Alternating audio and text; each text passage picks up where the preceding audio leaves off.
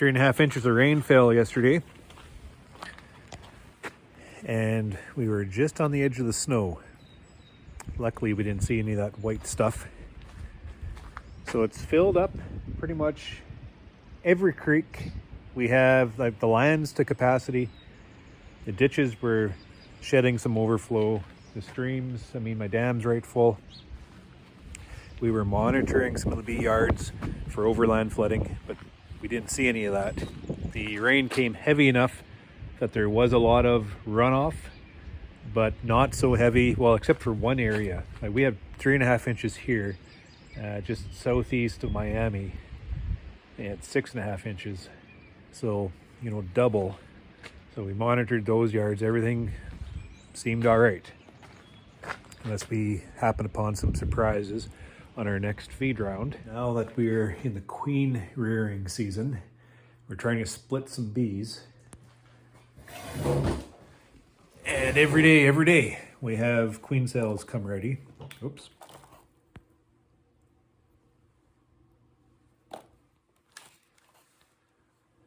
Look at these girls. What a shame, eh? No place for a home.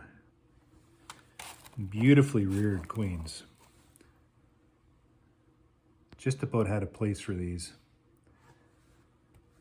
But I mean, we can only work so hard.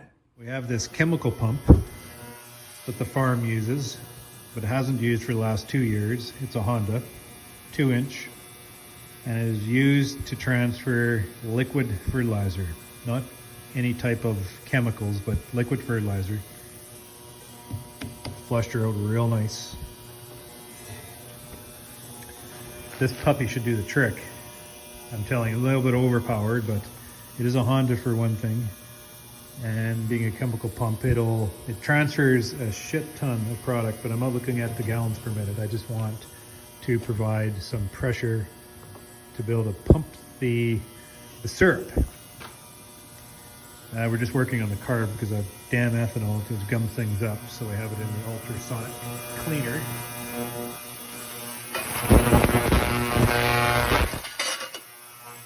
It should be like brand new. The way I fixed this up, so I have the syrup coming in to the pump and up, reduced down to a 1-inch fitting, nicely clamped, to a 3-way valve here. So the idea of this 3-way valve is to provide a little bit of relief. So I'll have it just cracked a bit. So the majority of the syrup will go up and through my hose, and just a little bit can come back down and then back through, just to provide pressure relief. And for now, I'm using some 1-inch hose suction line that we use on the air seeder. So Adam doesn't know I'm using this yet, but I think this is 30 feet. I'll have to lay it out.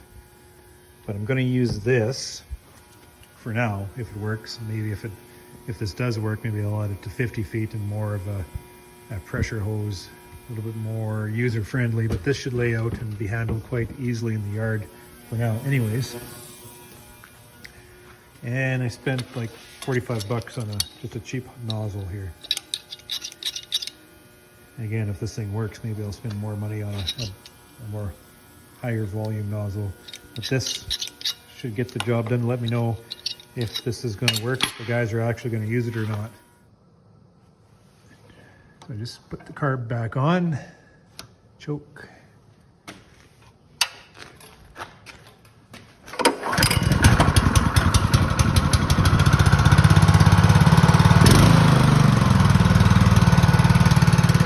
Believe that?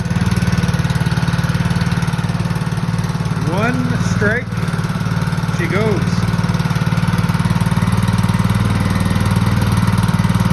Nothing more frustrating than having the crew come to you and say, I can't start the damn motor.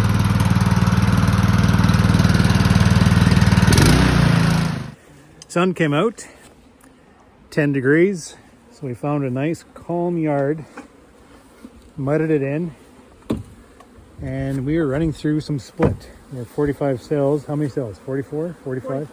44 cells to use up. So this is a good yard. I bet you like 80% of this yard's taken a split. So we're going to use up most of those cells. Basically all we are doing is, well, we put these seconds on a while ago. These have moved up. And whatever they provide for us, we take away for a split. We got to make sure the queen's on the bottom with an excluder. We're going to come back later this evening, strip these off, drop them down somewhere, and drop cells into them tonight. I made up this little sawhorse stand because I'm getting sick and tired of bending over or using boxes and stuff. So I put one box on and an empty one beside, and then I can work through the colonies frame by frame. Look, don't see the queen, shake them down, put them in. You see the queen, put her down, put everything back together, away we go. So that way is only one inspection through the nest.